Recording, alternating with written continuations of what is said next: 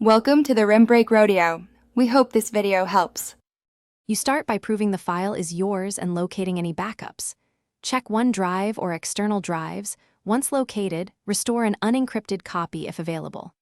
Next, search password managers and ask collaborators who may have original credentials. If you don't remember the password, do not attempt forceful bypasses.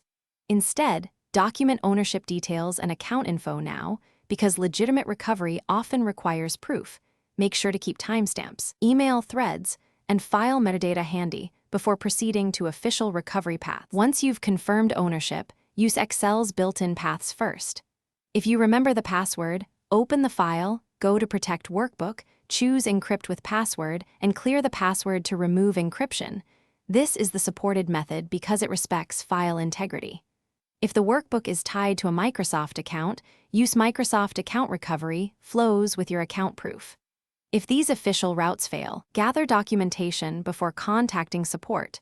This speeds verification and avoids escalation delays. To finish, escalate through Microsoft support if built-in steps don't work. Provide ownership proof like purchase receipts, account emails, or file metadata so they can assist lawfully.